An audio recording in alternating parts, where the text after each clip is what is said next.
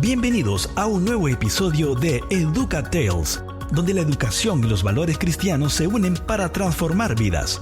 En cada episodio abordaremos temas relevantes para nuestra comunidad educativa, especialmente para los padres de familia, con el objetivo de fortalecer el vínculo entre la escuela y el hogar.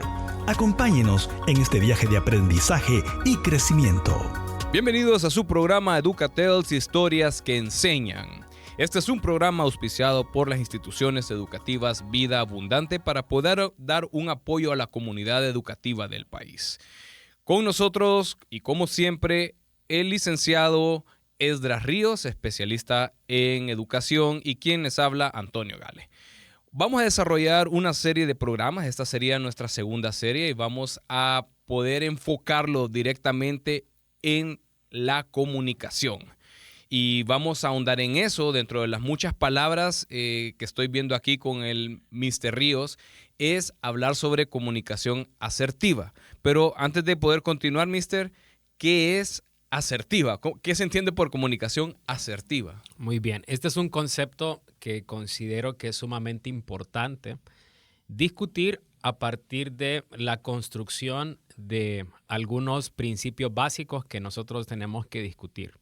Entonces vamos a definir la palabra asertividad como aquella comunicación que se realiza en el momento correcto, de la forma correcta, a la persona correcta.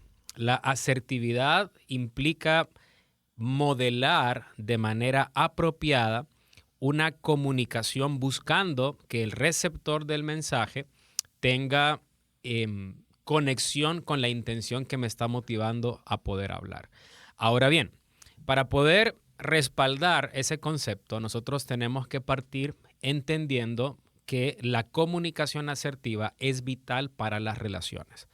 De tal manera que si nosotros no nos preocupamos para relacionarnos con otros de forma asertiva, vamos a tener problemas.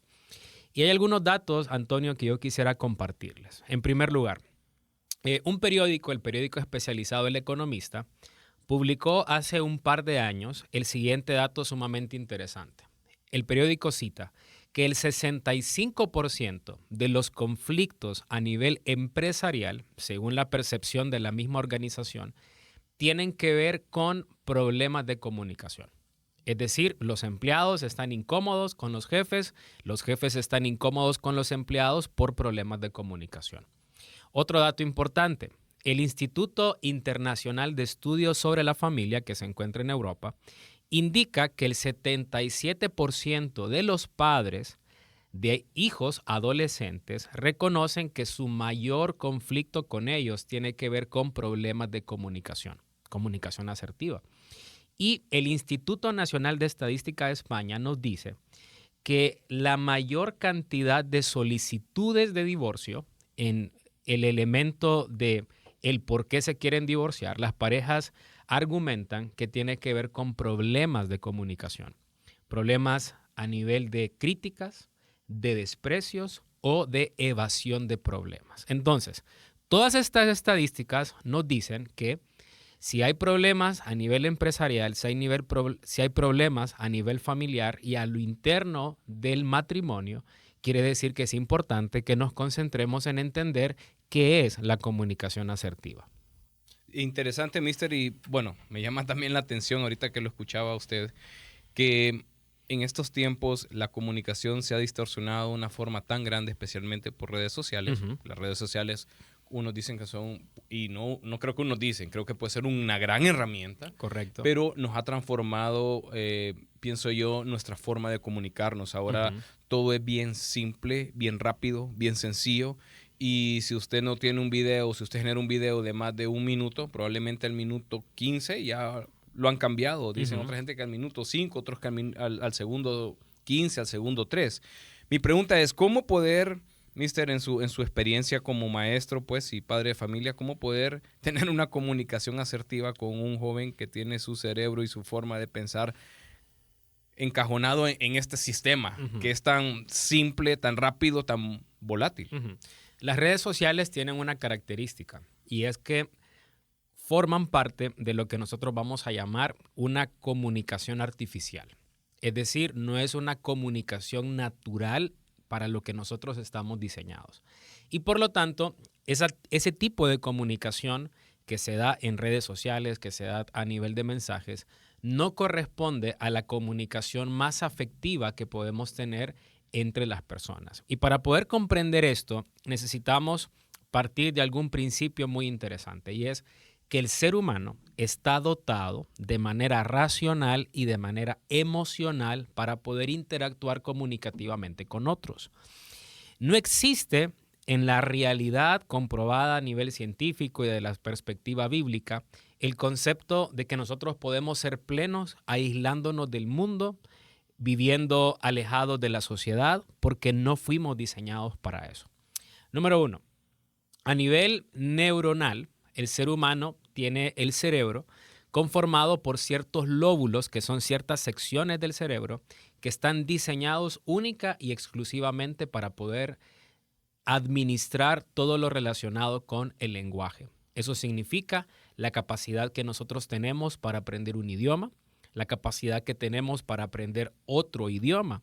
Y esa sección del cerebro está tan bien diseñada que nos permite poder abrazar idiomas totalmente diferentes al idioma nativo, al español en este caso. Entonces hay personas que nacen en Latinoamérica, hablan español, pero que su cuerpo, su cerebro está diseñado para poder aprender estructuras como el mandarín, como el ruso, que son estructuras sumamente distintas. En el cerebro hay una sección que se encarga de eso.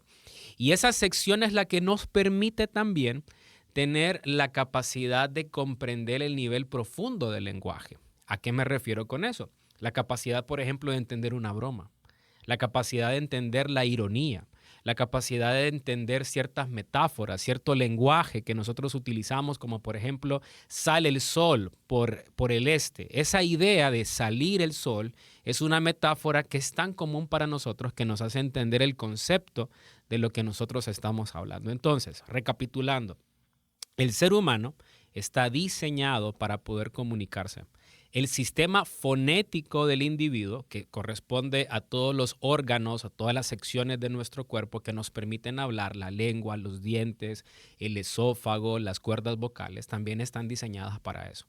Entonces, el punto aquí es que si queremos ser asertivos, tenemos que entender que el ser humano necesita comunicarse.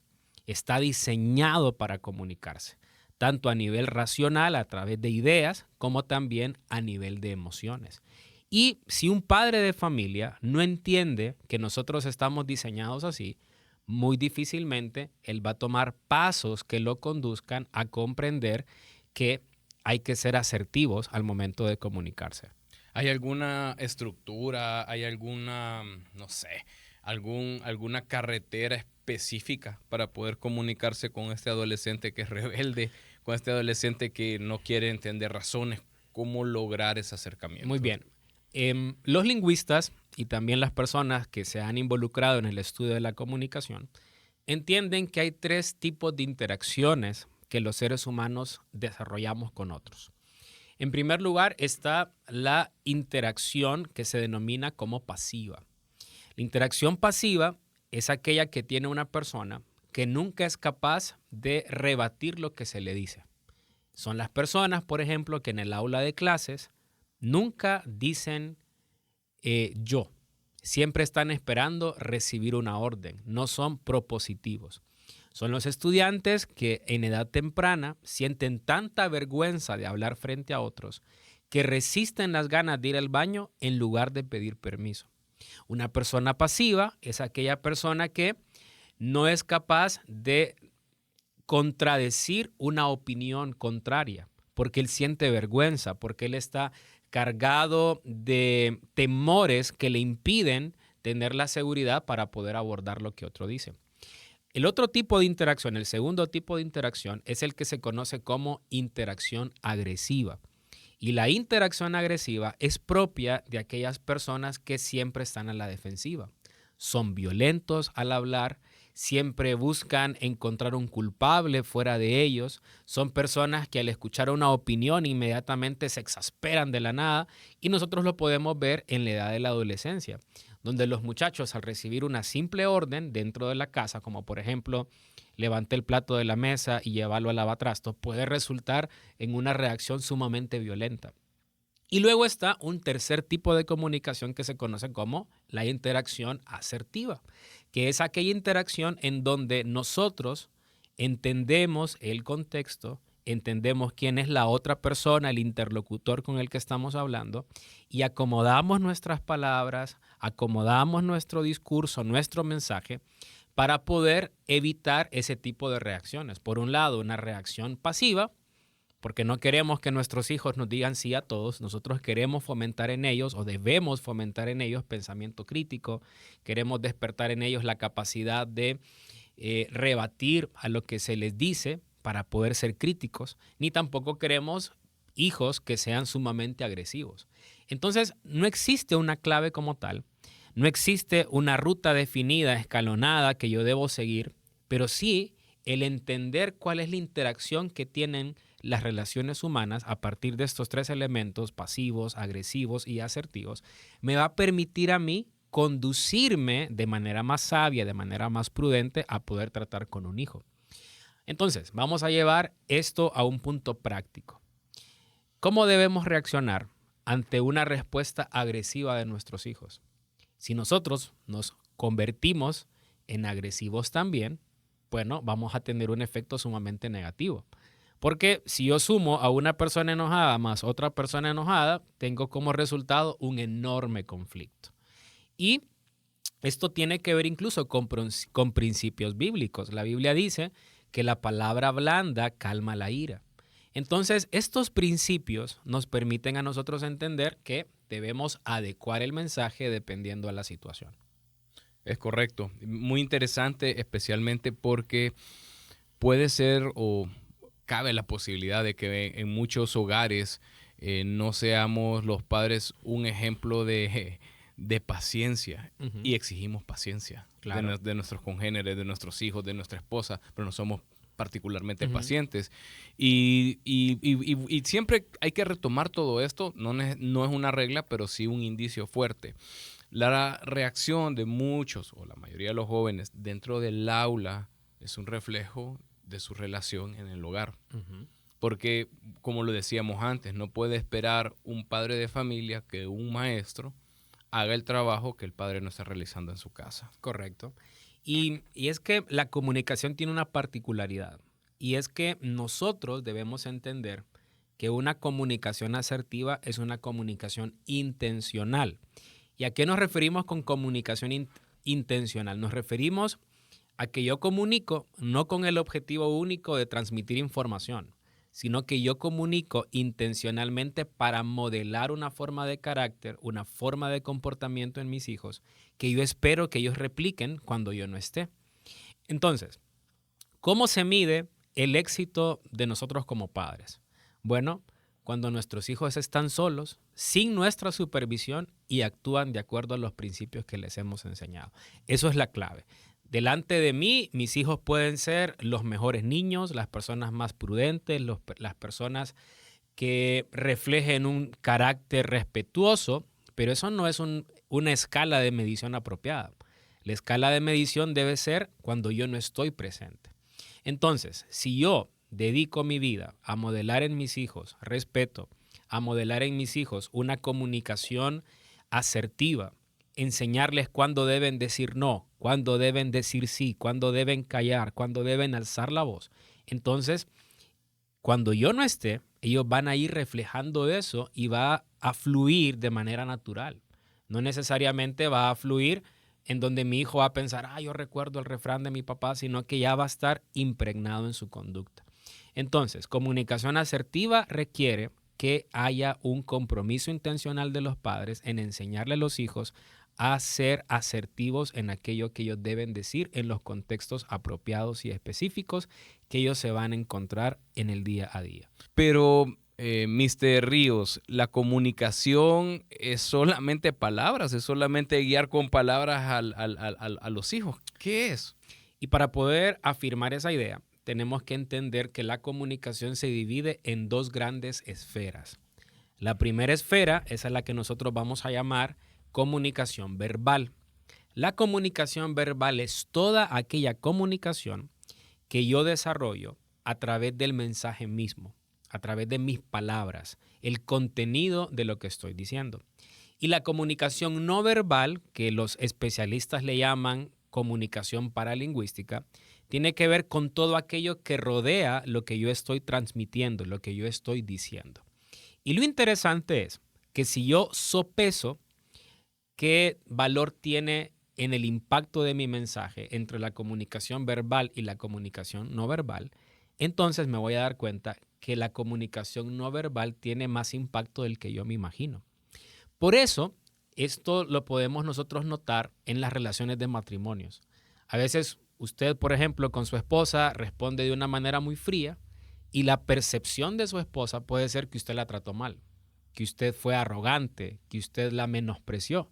Y tal vez lo único que usted hizo fue contestar, sí, está bien, no hay problema. Entonces, si el mensaje fue, sí, no hay problema, ¿por qué entonces hay un problema? ¿Por qué entonces hay una tensión? ¿Por qué entonces hay un conflicto? Porque la percepción de la persona que escucha es que usted lo dijo en un tono inapropiado, que usted lo dijo en un tono despectivo. Y eso entonces nos dice que el tono comunica. A veces nosotros como padres tenemos la responsabilidad de enseñarle a nuestros hijos que todas estas variables son importantes. Debemos enseñarles a nuestros hijos que hay tonos apropiados para los amigos, pero que hay tonos frente a determinadas personas que evidentemente deben entenderse y cuidarse para que se eviten problemas. Y aquí yo quisiera adentrarme en una fórmula muy interesante que desarrollaron un grupo de lingüistas que se conoce como la fórmula de la triple V o la fórmula de la triple V. Esta fórmula plantea lo siguiente, que toda comunicación humana se construye sobre 3 pilares. Número 1, un elemento visual, de ahí la primera V, un elemento vocal, segunda V, y un elemento verbal. Y aquí vamos a hacer un pequeño análisis y luego vamos a dar un dato que sumamente llama la atención. Entonces, ¿qué es la parte visual del mensaje? La parte visual tiene que ver con aquello que la otra persona percibe con los ojos cuando yo me presento para hablar. Entonces, imaginémonos que estamos en un aula de clases. Usted está sentado esperando ver al maestro el primer día. Imagínese que usted está en su primer día de clases a nivel universitario y de repente entra su catedrático, su maestro. Y este maestro viene en calzoneta, con la camisa de Real Madrid y viene en chancletas. Esa imagen, esa primera imagen, a usted le va a comunicar mucho. Hagamos el ejercicio. Usted, Antonio, piénsese en esa situación y dígame, ¿qué pensaría usted de ese maestro? Mire, me dejó pensando grandemente qué respeto está generando ese señor de esa manera. Correcto. O sea, es un total irrespeto. Yo creo que está como un muchacho que va levantando de la cama de su casa y que va a salir a la pulpería. Esa es la imagen que tengo yo. Exactamente. Entonces, esa imagen le comunica a usted, como me lo dijo, y respeto a la clase, y respeto a su trabajo, y respeto a los maestros. Pero también de manera indirecta le va a comunicar que tal vez esa persona no sabe tanto como debería a un nivel universitario. Lo contrario sería si un maestro entra bien vestido, con saco y corbata, aunque usted no lo haya escuchado, aunque usted no haya tenido ningún tipo de interacción, ese primer contacto le hace a usted creer que él sabe mucho y que usted debe estar muy atento a lo que él le va a comunicar. Ese es un ejemplo de cómo nuestra forma de vernos transmite información. Otro dato interesante, el tema que tiene que ver con la postura, cómo yo me paro frente a otros, cómo yo me comunico frente a otros. Hay otro elemento técnico que se conoce como la proxemia, que quiere decir la cercanía que yo tengo hacia la otra persona. A todos nos incomoda, o por lo menos a mí me incomoda, que alguien me hable y que esté demasiado cerca a mí. Porque hay un espacio mío, propio, que yo no quiero que nadie invada. Entonces, cuando una persona se acerca demasiado, eso nos incomoda. También nos puede incomodar la limpieza de la otra persona, el tipo de combinación. Y todo esto nos lleva a un elemento interesante. Y es la conclusión de este punto. lo que veo comunica. Lo que yo transmito con mi postura, con mi ropa, con mis gestos, comunica. Y nuestros hijos deben saberlo, y nosotros como padres también. Entonces, todos nosotros, en alguna ocasión, usted como padre de ya mujeres adultas y de un muchacho adolescente lo sabe, que tal vez en la infancia uno de nuestros niños se nos acercó y nos estaba diciendo, papi, papi, papi, y usted le estaba prestando atención. Pero el niño solo entendió que usted se estaba comunicando con él en el momento en que usted le voltea y le ve cara a cara. Ahí, en ese momento, el niño sabe que tiene su atención y le da el mensaje. Y tal vez no es una cosa pequeña, es una cosa pequeña. Por ejemplo, ábrame esta botella que no puedo. Ese tipo de cosas nos dice que la parte visual comunica. Y es impresionante porque de aquí se sale del esquema que uno tiene, y eso es lo importante de este programa, que la comunicación personal va más allá de solo palabras. Uh-huh. Aunque todos inconscientemente lo notemos, pero conscientemente tal vez no lo vemos. Claro. Entonces de ahí nace la importancia, si usted es maestro o si usted tiene trabajo con personas, cómo esa primera impresión es tan importante para poder influir en los demás. Correcto. El segundo elemento es el elemento vocal. Y el elemento vocal tiene que ver con la curva de entonación que yo utilizo al comunicarme. En Honduras nosotros tenemos un vicio que es que no somos personas muy expresivas en nuestra entonación. Yo no sé si a usted le ha pasado alguna vez que alguien le dice, ¿me estás preguntando o me estás diciendo? Porque en nuestro contexto hondureño, nuestras curvas de entonación no son tan marcadas. No somos tan expresivos como, por ejemplo, si nos comparamos con una persona del Caribe. Ellos son más expresivos en sus tonos al momento de hablar, al momento de compartir con las personas.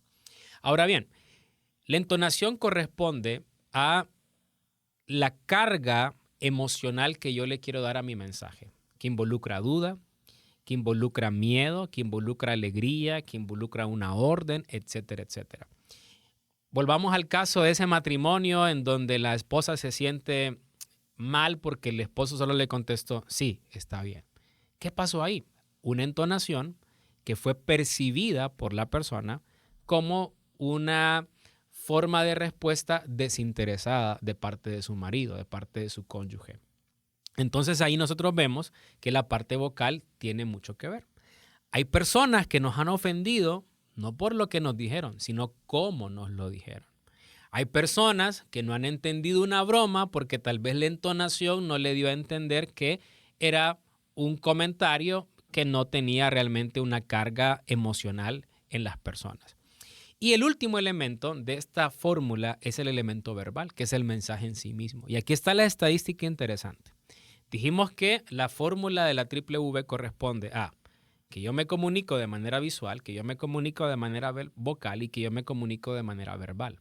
Ahora, si yo tengo el 100% del éxito de una comunicación y yo la quiero dividir en estos tres elementos, me voy a dar cuenta con lo siguiente. Número 1. El 55% de nuestra comunicación tiene que ver con lo que la gente ve de mí. El 38% tiene que ver con la entonación y solamente el 7% tiene que ver con el mensaje en sí. Eso quiere decir que aquí podemos aplicar el famoso dicho que una imagen vale más que 1000 palabras. Imagínese, ya como quien dice, ya hemos logrado servir el banquete con solo haber puesto el plato limpio y presentable, ¿verdad? Correcto. ¿Qué es eso? Es eso, lo que visualmente vemos, la forma en que tonamos. Y tenemos también que recordar que Honduras y El Salvador, creo, son países, y usted me tendría que corregir porque usted es experto, donde nuestro acento es bien neutral. Uh-huh. ¿Verdad? Entonces, ahí donde nosotros no es que esté justificando, mister. No Claro. estoy justificando, pero sí es algo importante para que usted pueda tener mayor comunicación, ser más asertivo, que pueda lograr mejores resultados. Es logrando entonar, es logrando decir claramente lo que está expresando, no de una forma normal y común. Uh-huh. Y aquí está la clave, usted la acaba de mencionar. Toda esta información tiene que ver con el fundamento que debo conocer si realmente yo quiero ser asertivo. Si yo no soy asertivo, yo puedo ser agresivo, puedo ser pasivo. Si yo no soy asertivo, yo le voy a dar mayor carga a lo que digo que a la forma y de la manera en que yo me veo. Y todo esto a la larga va a causar problemas en mis interacciones personales, con mi cónyuge, con mis hijos e incluso con la comunicación con los maestros de la escuela de mis hijos. En ocasiones ocurre, y ocurre esto en las dos vías, tanto los padres se pueden quejar del trato de los maestros y los maestros se pueden quejar del trato de los padres. Y cuando uno escucha las quejas y uno escucha cuáles son los comentarios alrededor, uno se da cuenta a la larga, analizando todo esto a la luz de lo que hemos dicho, que todo calza en el sentido de que la gente no entendió que la asertividad implica un esfuerzo en donde yo debo cuidar mi tono, en donde debo cuidar mis palabras e incluso la forma en que yo lo digo. Entonces hay gente, por ejemplo, que se queja de otra persona porque siempre anda con cara de enojado. Y tal vez la persona no esté enojado, es simple y sencillamente su rostro. Pero el punto es que si esa persona con el rostro naturalmente enojado no es asertivo, él no se va a esforzar en cambiar su gesto para poder comunicar algunas cosas que considere importantes. Esto aplica para todas las facetas de nuestras vidas, pues. O sea, nosotros tenemos un mensaje que darlo, sabemos cuál es el mensaje, pero si no lo logramos proyectar correctamente no tiene sentido. Y esto le aplica si usted está en ventas, si usted está en atención al cliente, si usted es maestro, como padre de familia en su casa. En cualquier momento de su existencia, si usted no es asertivo en la comunicación, difícilmente va a lograr el objetivo que se está trazando para poder precisamente comunicar lo que quiere decir. Y lo interesante, para añadir aquí un punto, Antonio, tiene que ver, por ejemplo, en que muchas empresas invierten gran cantidad de dinero en comunicar sus mensajes de manera particular, con las personas específicas, con las personas adecuadas a sus propósitos. Vamos a dar un ejemplo muy interesante. Pensemos en que el país que tiene las elecciones más trascendentes a nivel mundial es Estados Unidos. Y es interesante cuando uno estudia todo el equipo comunicativo que hay alrededor de un candidato presidencial de ese país. Es interesante que estas personas evalúan el color del saco del candidato, el color de corbata, el tipo de zapato, porque ellos saben que eso puede comunicar lo suficiente para sus propósitos o les puede afectar. Un dato muy interesante. En esos países, por ejemplo, los candidatos presidenciales, se les evalúa el tipo de zapato que van a utilizar. Si es un zapato muy caro, que se mira incómodo, pero muy fino, es un zapato que va a estar restándole a la campaña del candidato. Porque ese zapato le dice al votante que él es una persona de oficina, que es una persona que siempre está sentado, que siempre está cómodo, pero que no trabaja. Entonces, los estudios de estos equipos que invierten mucho dinero en lograrlo han identificado que hay un tipo de zapato, que hay un tipo de plantilla, un tipo de suela que comunica tanto al empresario como al trabajador común que esa persona, que ese candidato es una persona de confianza, que trabaja y que se esfuerza. Bueno, es impresionante esto de la comunicación. Imagínese, desde un zapato le puede comunicar tantas cosas, no digamos ya cómo se expresa o lo que quiere expresar. Bueno, esto es abundante.